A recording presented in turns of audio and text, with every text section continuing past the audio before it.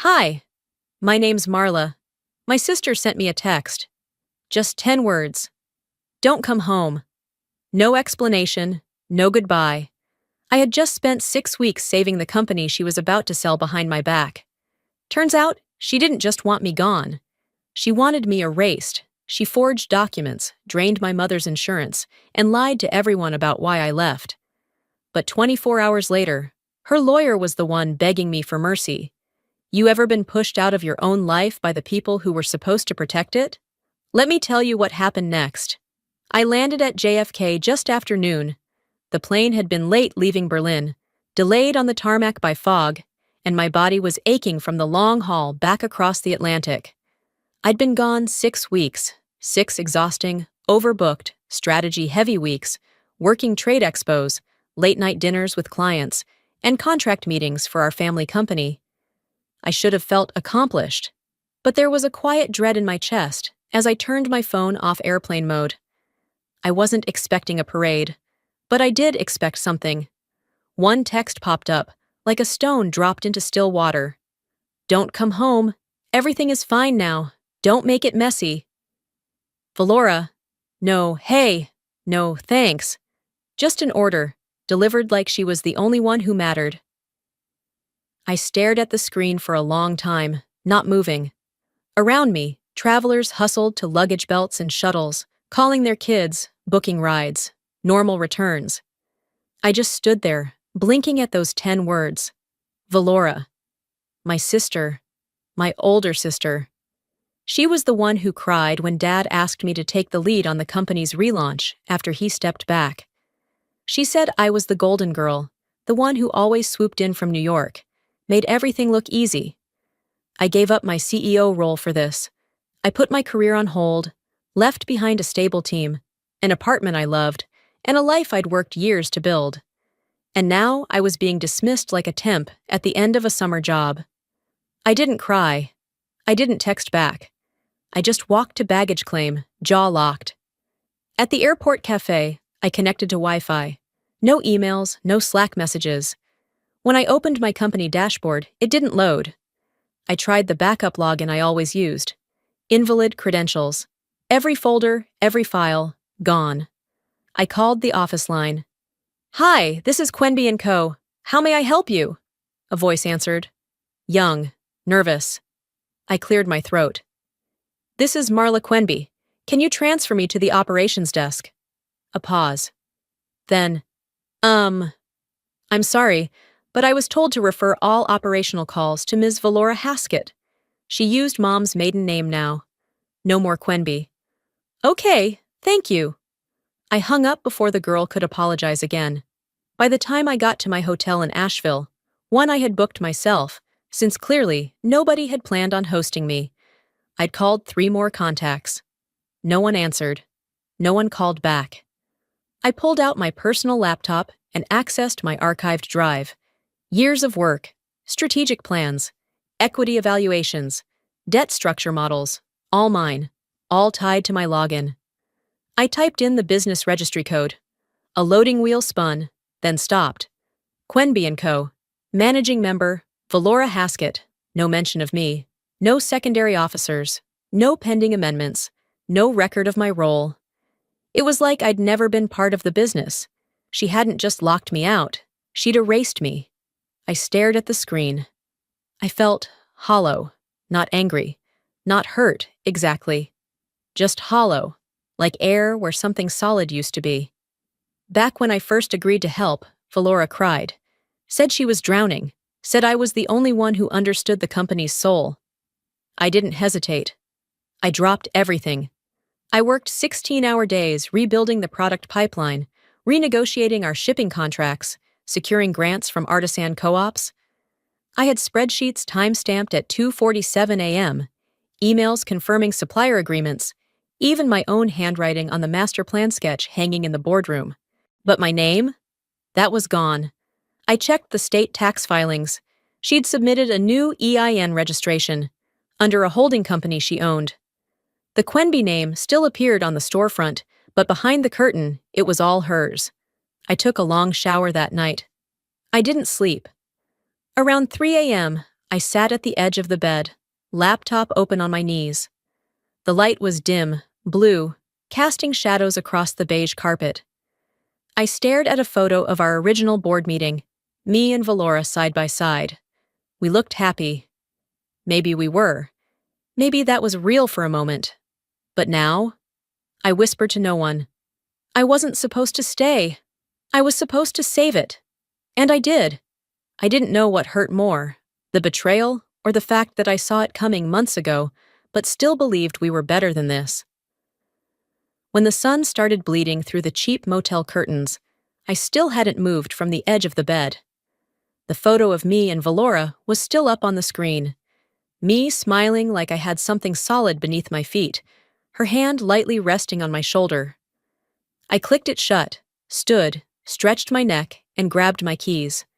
There wasn't a plan. Only instinct. The cab dropped me off in front of my old apartment building. Our building, technically, on Claremont Street. The place looked the same. Same brittle lawn chairs by the entry. Same scent of cedar oil from the lobby diffuser Valora insisted we use to make it feel boutique. I rode the elevator to the 5th floor, already fishing for my keys. My hands moved by memory, but my chest was tight. I stopped outside Unit 512, the one with the sun-facing window I used to love in the late afternoons. I slid the key in. It didn't turn. I tried again, still jammed. I knocked. Nothing. After standing there for 2 full minutes, silent, stupid, exposed, I took the elevator back down and asked the building manager if something had gone wrong with the lock. He squinted at me like I was some door-to-door rep. "You're Marla, right?" I nodded. "That unit's been released. New tenant moved in last week." My mouth went dry. "Excuse me? Didn't Valora tell you? I assumed you'd been informed." I laughed under my breath, not from humor, just to keep from breaking. No, she didn't." He looked uncomfortable. "Sorry. I think there's a box for you in the mailroom." It was labeled miscellaneous, a cracked photo frame, a handful of old business cards, a manila folder with my original pitch for the Quenby relaunch, creased as if someone had thumbed through it without care. That was all. "Where's the rest of it?" I asked him. He hesitated. "Some was claimed by the company. The rest, I think Valora had sent to storage or donated. That's what I was told." "Of course she did," I said. On the sidewalk outside, I stood with that flimsy box in my arms while the wind picked up around my ankles. I stared up at my old window. My curtains were gone, replaced with floral beige ones that looked like something Valora would pick. I bet she gave the new tenant a discount just to erase my name from the buzzer. Later that afternoon, I drove out to a cousin's baby shower. Not because I wanted to celebrate, but because I needed to see someone, anyone, who hadn't been given the Valora version of me. The event was at a small community center by the river. Finger foods on plastic platters, balloons, pastel cupcakes. Valora was already there. She wore pale pink, her hair pinned just right, smiling like she'd just closed $1 billion deal. She waved at a group of our aunts and said something with her back turned to me. Then I heard it. "She came back, yes," she said, glancing over her shoulder without looking directly at me. But it was too much for her. "You know, Marla, she's never been the family type." Laughter rippled gently, like gossip in a church hall. "She left again, didn't she?" someone muttered. "I heard Valora had to rebuild the whole thing from scratch." Another voice chimed in. My jaw clenched. I didn't speak. I didn't correct. I just stood there, smiling tight, cheeks burning, and reached for a cookie I didn't want. On the drive back, I didn't play music. The car was quiet except for the turn signals and the faint rattling of the box in the seat beside me. Somewhere between the third red light and my exit ramp, I stopped thinking about the words they said. I started thinking about the strategy behind them. Valora wasn't just removing me from the business. She was rewriting the narrative, repainting me as flaky, soft, unreliable. A liability, not a leader. And she knew exactly how to do it. With a smile. With practiced grief. with phrases like, "She just needed time," or "Some people can't handle pressure." That night, back at the motel, I opened my laptop and stared at my archived financial documents. Spreadsheets, memos, invoices. I didn't cry. I didn't shout. I just started categorizing the files, color-coding the ones with timestamps, tagging the ones that would matter in court. I wasn't plotting revenge. I was building leverage. She thinks I ran away. Let her. What I'm about to do requires silence. By morning, the motel room was filled with a dull amber glow. I hadn't slept, just sat there, methodically sifting through every document I'd saved over the years. Every revision, every funding request, every bank transfer I'd signed off on. I wasn't searching for revenge. I was verifying the history she'd rewritten. Halfway through my second coffee, I found it.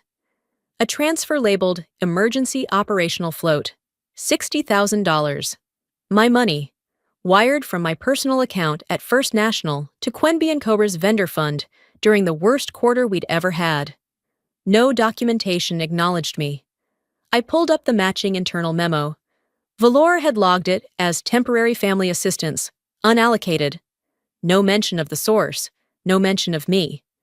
That wire had kept the lights on. It had paid half the overdue salaries when our production lead threatened to walk. And I remember clearly, I didn't ask for payback, but I damn sure didn't ask to be erased either. I leaned back in the chair, staring at the ceiling like it held the next clue. The silence in that motel was heavier than any courtroom I'd ever faced, and I'd been in a few. Next, I opened the file for the power of attorney Valora insisted I sign before leaving for Berlin. I remember the lunch clearly, her fake casual tone, the way she said, "It's just a precaution. You'll be out of the country. What if we need to approve something urgent?" At the time, I didn't think twice. I trusted her. That was my first mistake. Now, I compared it side by side with the version currently on file with the state registry. Different timestamp, different notary, different IP. Her version authorized full execution of ownership decisions. Mine was limited, strictly operational. She forged it. I stared at the signatures like they were written in another language. That wasn't just strategy. That was theft, with legal implications. I needed someone who didn't flinch at this kind of thing. I called Elias. He answered on the second ring, voice clipped and alert. I was wondering how long it would take. "I need your eyes on a document," I said, "and I need discretion." "You know how I operate, Marla." I sent the files within minutes. He didn't talk much after that. Just read, clicked, scanned, breathed. "This isn't a bad forgery," he said. "It's a lazy one. That's better for us." "What's my exposure?" I asked. "You're clean. She's not.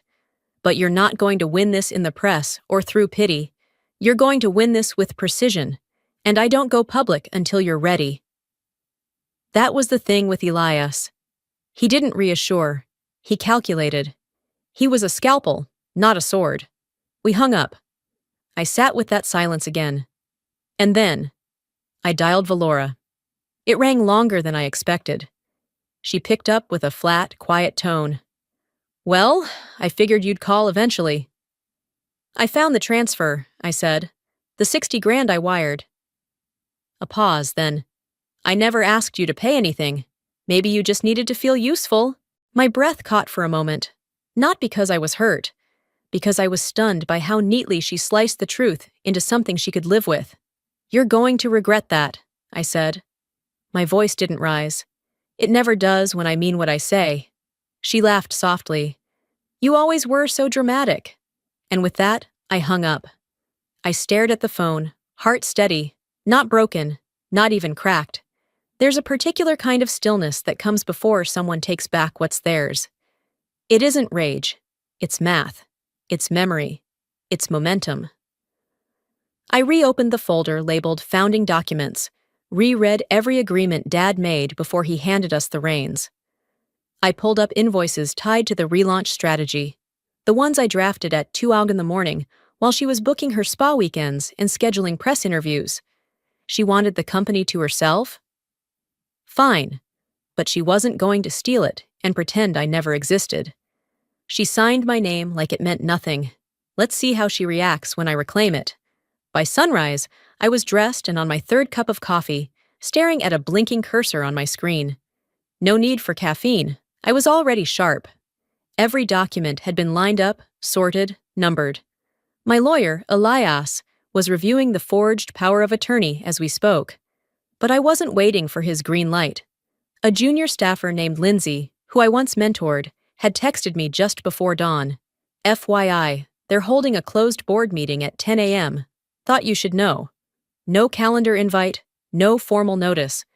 But I still had rights, even if Valora pretended otherwise. I pulled up the company's bylaws. Article 6, Section 4. Any founding member, regardless of executive standing, retains observational and objection rights in cases involving structural changes. Valora must have skipped that clause in her rush to take over. By 9:15, I was parked in front of Quenby and Cobert headquarters, watching board members trickle in. No one looked my way. I walked in through the side door, the one I used to prop open for delivery crews when we couldn't afford full staff. The same door Valora once told me to stop using because it looked too working class. The elevator ride to the 6th floor was silent, except for the sound of my pulse. I reached the boardroom just as the door was starting to close behind one of the financial advisors. I caught it with one hand and stepped inside. 7 heads turned. One smile froze mid-expression. Valora stood at the front of the room, papers in hand, mid-sentence. She recovered quickly, her voice dipping into that honeyed tone she used when she wanted to appear gracious. "Marla," she said, "I don't think your name was on today's guest list." I smiled back, cool and easy. "Maybe not on your list, but I'm still in the ledger." The room went quiet. The legal counsel shifted uncomfortably in his seat. Someone cleared their throat. The man beside the window took off his glasses and cleaned them, avoiding my eyes. I walked to the side table, poured myself a cup of lukewarm coffee, and took a seat at the far end of the table. No one stopped me. Valora looked down at her folder, shuffled some papers, and continued. "As I was saying, in light of Marla's departure, it's become clear that streamlining our leadership is in the company's best interest. We're proposing full consolidation under my sole direction." She made it sound so neat, so generous, as if I'd simply lost interest and drifted away. I waited until she was done talking. Then, with deliberate calm, I slid a folder toward the center of the table. I didn't raise my voice. I didn't grandstand. "Before we move forward," I said, "I have a question." Valora's jaw tensed. "Of course. Who notarized the power of execution document that gave you majority authority?" She blinked. "That was handled internally, through counsel." "Funny," I said, flipping the first page, "because this is the notarized version I signed. And this," I pulled out the altered copy, "is the version filed with the state. Different notary, different date, different terms." Silence. I handed out printed copies, timestamps, notary registration numbers. Elias had triple-checked everything. This wasn't a theory. This was fact. One of the board members, a man named Greg, who'd known my father, looked over the pages with narrowed eyes. "Valora," he said slowly, "can you explain this discrepancy?" She straightened, lips tightening. "This is a distraction. Marla's been upset since she left. She's trying to stir things up because she couldn't handle the responsibility." I looked directly at her. "I didn't come here to destroy anything. I came here to remind you, and them, who built it back from the edge." She scoffed. "You were gone." "No," I said. "I was working, securing our future while you were booking press interviews and private stylists. I was putting in the hours no one saw." The tension in the room shifted. This wasn't just about documents anymore. This was about truth and who had earned the right to speak it. Greg placed his hand on the table. "I think we should pause the vote. There's clearly more to review." Valora opened her mouth, but no sound came out. Her eyes flicked toward the legal counsel, who now seemed very interested in his notebook. The meeting was adjourned. I didn't gloat. I didn't speak again. I gathered my folder, gave a polite nod, and walked out. Outside, the air smelled like fall, wood smoke and damp leaves. I stood on the steps of the building for a moment, letting the cold settle into my chest. She thought she'd removed me from the table. She forgot. I built the table. As I stepped off the front steps of Quenby & Co., I didn't head straight to the car. Instead, I walked down the block, letting the wind scrape against my jaw while my thoughts rearranged themselves. The meeting had cracked something open, but it wasn't over. Valora wouldn't stop just because she'd been caught off guard. She didn't retreat, she retaliated. And if I'd learned anything from our shared childhood, it was this. She always had a second move waiting behind the curtain. I was halfway through a lukewarm sandwich back at the motel when my phone buzzed. It was a name I hadn't seen in a while. Charles Denton. Former client. Soft-spoken. Smart.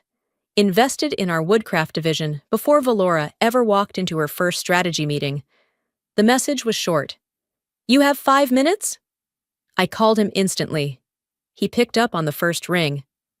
"Marla, I didn't know how to bring this up, but you need to hear it." "Go on." "She's shopping your company around. Ridgeport Holdings, quietly, behind the board's back." That name hit me like a slap. Ridgeport wasn't just competition. They were predators, waiting for our debts to outweigh our legacy, circling for years. They once tried to lure me away with a salary I could have retired on. I turned them down because I believed in the name above the door. My name. "She's already signed a preliminary intent," Charles continued. "No press release, no shareholder meeting, just private lawyers and quiet terms." I sat back in the chair, sandwich untouched. "Do you know when it started?" He hesitated. "The paperwork started moving the same week you left for Berlin." Of course it did. I thanked him and hung up. For the next 2 hours, I combed through archived files from a backdoor server I still had limited access to.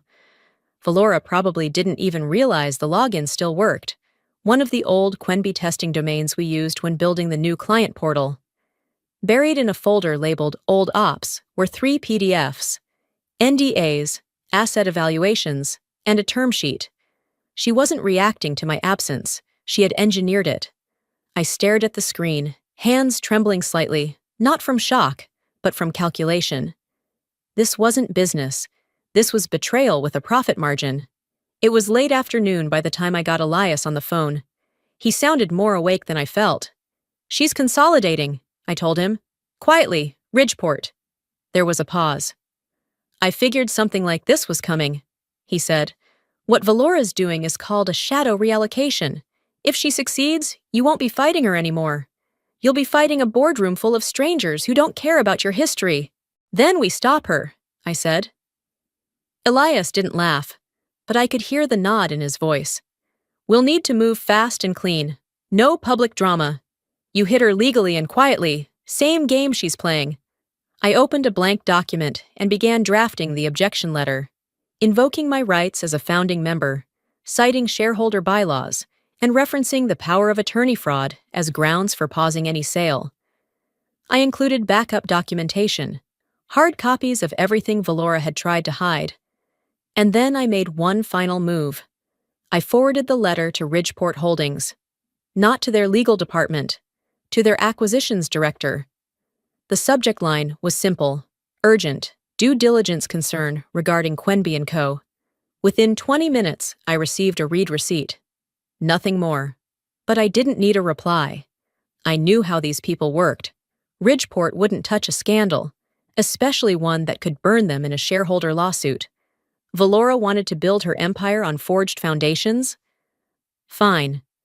Let's see how interested they are when they realize she forged the house she's trying to sell. The next morning, I brought my laptop to a cafe a few blocks off Main, the kind with cheap coffee and quiet booths no one lingers in too long. I liked it because no one there cared who I was, or who I used to be. I pulled up my inbox just in time to see the subject line: Ridgeport withdraws from acquisition process. I didn't open it right away. I just let the words sit there, quiet confirmation that my shot across the bow had landed. I took a sip of coffee that tasted more like burnt water and watched the rain patter against the window. The phone buzzed next to me.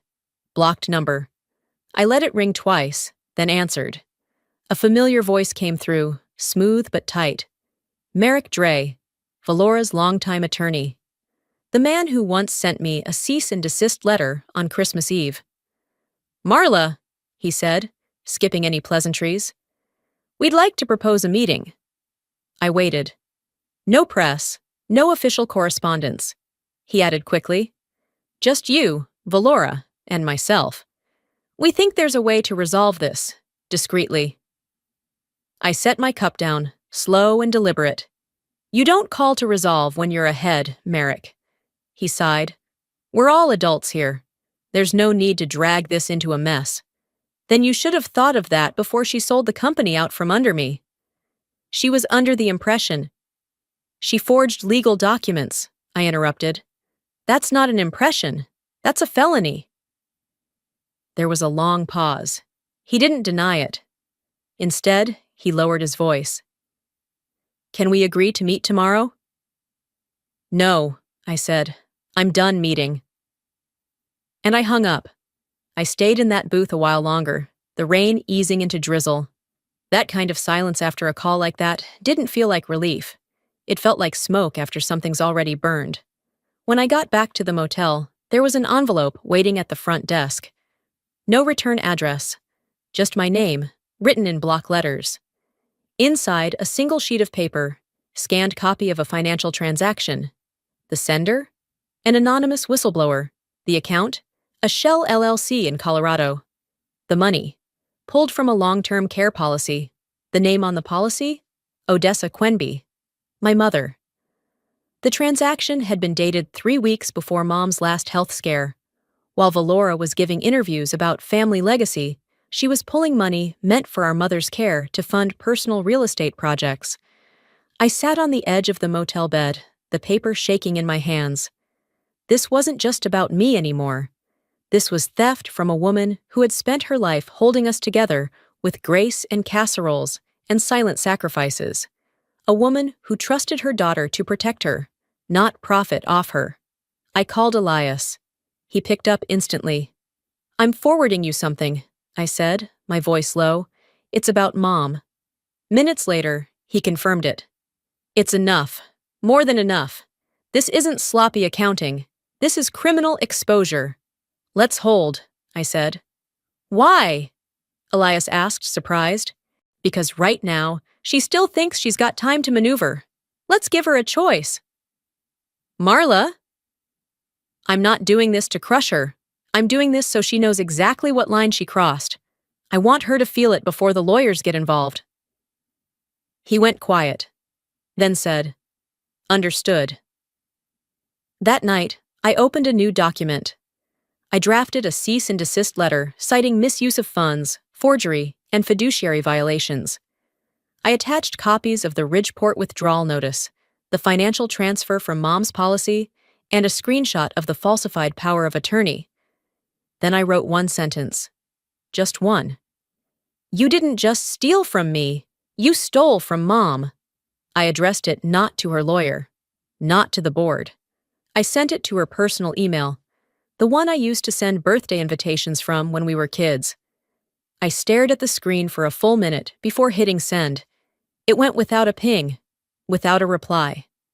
But the silence afterward? It wasn't peace. It was something sharper. Like the quiet before a courtroom doors open. The silence that followed my email didn't soothe me. It coiled around everything, tight, charged, expectant. It didn't feel like closure. It felt like waiting for something to detonate. 3 days passed. No response, no legal threat, not even a vague PR statement. Just a vacuum. On the 4th morning, a thick envelope arrived at Elias's office. It had been sent through private courier, no return address. But inside, his assistant recognized the handwriting immediately. It was from my father. Elias scanned it. then forwarded it to me with a simple subject line, "For your eyes only." I read it sitting in my car outside the lawyer's office, the heater still running, engine idling. The letter was handwritten, blue ink on cream stationery. My father's penmanship hadn't changed since I was 9. He wrote, "Marla, I watched you rebuild this company when we were too tired to care, too proud to admit we didn't know what we were doing. You worked in silence. You never asked for credit. I let Valora take the spotlight because I thought it would make peace. I stayed quiet because I didn't want more conflict. That silence? That was my failure. If you're reading this, it means you didn't walk away. Good. The business is yours in everything but ink, and that's fixable." Dad! I read it twice, then folded it gently and slid it back into the envelope. Not even a month later, the second blow came. It was a Tuesday evening when I got the call. Mom had been admitted to the hospital, minor stroke. I left everything and drove straight there. The lights in the hallway buzzed overhead as I signed in at the front desk. ICU, room 417. She was awake when I arrived, pale, thin. Her hand looked smaller than I remembered, tucked into the edge of the blanket. The nurse said she had moments of clarity, but the damage had made her tired. I pulled a chair close, resting my hand over hers. When her eyes opened, they didn't flinch. "Marla," she whispered. "I'm here," I said. A pause. Then, "You were always here, even when you weren't." I bit down the lump in my throat. She looked toward the window. "We let you carry everything. I just thought, if we didn't talk about it, maybe it would hurt less." "It didn't," I said quietly. "It just left bruises in places no one could see." She squeezed my fingers. Weak, but real. That night, I sat by her bedside until dawn. Valora never showed. The next morning, as I was heading out of the hospital parking lot, Elias called. "I ran a background inquiry like you asked," he said, "and there's something you need to see." He emailed me a PDF. 1 page, clean, tidy. A $120,000 business loan issued 3 years ago. My name, my signature, my SSN. I never signed it. Valora had. She forged the loan in my name to secure a short-term expansion project she didn't want the board to know about. Paid it off, buried the paperwork, never expected I'd see it. I sat in my car, reading it over and over, not out of disbelief, but because I wanted to burn the way it felt into my memory. She really thought I wouldn't come back. Later that evening, I drove to her house. She answered the door in a silk robe, face tight but composed. "Didn't expect you," she said flatly. "I'm not here for theatrics," I replied. "I want you to look me in the eye while I say this." She opened the door wider, wordless. I stepped inside, handed her the envelope, Dad's letter. Then the printed loan document. Then a copy of the hospital transfer. She didn't even try to deny them. Instead, she stared down at the papers, then said, "I did what I had to do." I let that hang in the air. "You stole from your own mother," I said, voice even. "You signed my name to protect your deals. And you call that survival?" She shrugged. "It's just business." I took a breath, then said the only thing left to say. "So will I." Then I turned and walked out, not waiting for her to follow, not looking back. She said nothing as I left, but silence from Valora always meant she was planning something worse. It was barely past noon the next day when a package arrived at the front desk of my motel. Thick, unmarked, and hand-delivered. The clerk gave it to me like it might explode. I took it upstairs and sat on the edge of the bed before opening it. Inside, a flash drive, a typed note, and a business card I hadn't seen in years. Lois Trenholm, our former senior accountant, retired, quiet. She never involved herself in the family drama, always stayed late, and always spoke with numbers, not emotion. The note was only one line. "You may want to hear this." I plugged the drive into my laptop and clicked play. There were no visuals, just audio. It was a recording from a meeting held 18 months ago. My voice came through first, clear, deliberate. I was presenting the financial rescue strategy I'd written during the worst months: supplier negotiations, payroll restructuring, inventory liquidation. Then Valora spoke. "I don't think we need to go that deep. People don't want to hear about losses. They want confidence." Someone else agreed with her. Then, silence. A pause. And then another clip played. One from 6 weeks later. Valora, presenting the same ideas, word for word, but under her name. The same strategy I had been told was too complex was now being touted as her brilliance. I closed the laptop and sat very still. It wasn't just theft. It was theft with applause. That afternoon, the flash drive made its way to the board. I didn't send it anonymously. I attached my name to it. Truth doesn't need camouflage. Later that evening, while I was sipping tea in the small rental's kitchen, I heard a knock at the door. I opened it to find Finian, Valora's son, standing there, hoodie up, hands buried in his jacket. "Can I come in?" I stepped aside. He didn't sit, just stood near the counter, shifting from foot to foot. "She told me not to talk to you," he said. I nodded. "I figured." He pulled out his phone and tapped it open. "I recorded something. I shouldn't have. But I couldn't unhear it." He pressed play. Valora's voice again, this time sharper, more private. "If she ever finds out the full truth, she'll tear this whole family apart. That's why we're not telling her. Do you understand me?" Finian looked up. "She said she used your name once. But I think it was more than once." I didn't speak. I let the recording finish. Then I looked him in the eyes. "You're not responsible for her choices, Finn." He swallowed hard. "I'm just tired of pretending." I nodded. "So am I." 2 days later, I got the call I had hoped would never come. Mom had passed in her sleep, peaceful, the nurse said. Just slipped away. No pain, no struggle. I didn't cry. Not right away. At the reading of her will, the room felt colder than it should have. Valora sat across from me, hair pulled back too tight, eyes unreadable. The lawyer, a thin man with a voice like dry leaves, read the document slowly. All remaining assets of Quenby & Co., as well as the Quenby family home and all associated accounts, are to be transferred to Marla Quenby. He paused.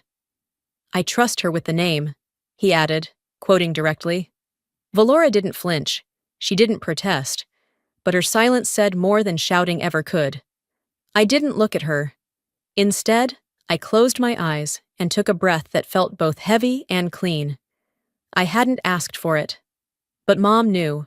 She knew who showed up, who stayed, who carried the weight no one wanted to acknowledge. That evening, as the sun dipped behind the mountains, I walked the perimeter of the company lot. The warehouse lights flickered on automatically. I stopped at the back wall, where our father once carved the Quenby crest into brick. Valora's name had been scraped from the brass plate by the door. Not by me, by someone inside. I never asked who did it. The day after the will was read, Valora packed her things and left town. No farewell, no announcement, just gone. Some said she'd moved to Atlanta. Others whispered she was staying with a friend until she figured out her next move. The board moved quickly. They restored my access, updated the public listings, and quietly removed any references to Valora from marketing materials. No drama, just procedure. Finian stayed with me that fall, said he wanted to finish the semester without being in hiding. I didn't press for more. We ate breakfast in silence most mornings, and that was enough. I didn't need to win. I just needed the noise to stop. And finally, it had. 2 weeks after the will was executed, I sat in my father's old office with the door halfway closed. I hadn't officially moved into it, though the nameplate outside now bore mine. His books were still on the shelf. His paperweight still sat like a sentinel on the corner of the desk, a hunk of steel with the Quenby crest engraved in it. I didn't move anything. I wasn't ready. The hallway outside buzzed with the usual rhythm of operations. Boots crossing linoleum, printers humming, hushed conversations about supply chains and shipping schedules. Inside, though, it was quiet. Too quiet. I watched the light from the blinds stripe the desk. I wasn't waiting for anything in particular, just letting the moment land. No celebration, no announcement, just the stillness of something earned, not seized. People had started knocking softly before entering now, not because they were afraid, but because they weren't sure what I expected. I didn't bark orders. I didn't swing power like a weapon. Maybe they didn't know what to do with that, but I was learning to live in that silence, letting it breathe. That afternoon, I walked the halls of the main building like a guest. I paused near the old HR office where Valora once demanded they take down a portrait of our grandmother, said it dated the brand. The picture had since been restored. No one had mentioned it aloud. Someone just put it back. I didn't ask who. Later that week, word spread that Valora had left Asheville for good. No formal resignation, no goodbye email. She simply vanished from the company's directory. Some said she went south. Others claimed she was staying with an old friend near the coast. No one from the board asked if I wanted to pursue charges. And I didn't. Not because she didn't deserve it, but because dragging her name through another legal process wouldn't fix what had already broken. Finian stayed on until graduation. Quiet kid, smart. We had coffee most mornings. He liked it black with too much sugar. He never asked to talk about his mom, and I never forced it. Some days he offered to help around the office. Some days he just sat with me during lunch, headphones in, presence solid. The kind of company I hadn't realized I missed. One Saturday, I drove back to the house. The family home sat just as we'd left it, porch still creaking, roses overgrown on the side wall. I didn't go inside to reminisce. I walked through each room, not to chase memories, but to acknowledge them. There were no tears, just a quiet sort of understanding. What was good here had already left with my parents. I didn't take anything. Instead, I wrote a short note and left it on the kitchen table. It said only, I held it together. It's time for me to let go. On the way out, I locked the door behind me and dropped the key into the mailbox slot. The following Monday, I returned to the office early. No one was there yet. I carried a small box into the boardroom, the same space Valora once said I'd never belong in. The walls had been freshly painted. A new table, custom-built, now stood where the old one had splintered from years of abuse. I placed my red notebook in the center of it. That notebook had followed me through every phase of the company's rebirth. It held handwritten budgets, staff notes, pitch outlines, even my own therapy scribbles on nights when I thought I was losing my mind. Valora once said, "You're not strong enough to lead." She was wrong. I wasn't strong in her way. I didn't bulldoze, I built. I sat down in the chair at the head of the table, not because I needed to prove something, but because no one else had earned it. I ran my fingers across the grain of the wood. Sleek, strong, clean lines, just like I'd designed it. I looked around at the empty room. No applause, no ceremony. And I whispered, to no one in particular, I didn't want revenge. I wanted the noise to stop. And now, it has. Justice didn't roar. It whispered, and I finally heard it. Before I close this story, allow me to share something personal, something I wish someone had told me earlier in life. When people talk about justice, they often imagine it crashing in with loud verdicts and courtroom drama. But the truth is, justice doesn't always arrive with a bang. Sometimes it whispers. It walks slowly. It takes its time. And sometimes, it looks like choosing silence over revenge, dignity over noise. What I learned is this. You can stand your ground without shouting. You can lose everything and still rebuild. And more importantly, you don't have to match someone's cruelty to prove your strength. If you're someone who's been written off, replaced, or erased, don't let that define your story. You are not the version of yourself someone else tries to rewrite. And when the time comes to reclaim what's yours, you don't need to scream. Just show up. With facts. With proof. With your head held high. Because the truth carries its own weight. Now let me ask you this. Have you ever been replaced in your own life? Has someone you trusted tried to take your story and claim it as theirs? If this story resonated with you, leave a 1 in the comments, or let me know where you're watching from. I read every comment, and I truly love hearing your thoughts and experiences. If you didn't connect with this one, I'd still love to know why, and what kind of story you would want to hear next. And if this story touched something in you, if it made you pause, remember, or maybe even feel a little stronger, please subscribe to the channel. There's always another story coming, one that might feel a little like yours, or maybe exactly like someone you know. Thanks for spending this time with me. Until next time, stay steady, stay kind, and never forget, you can reclaim your voice, no matter how long it's been silent.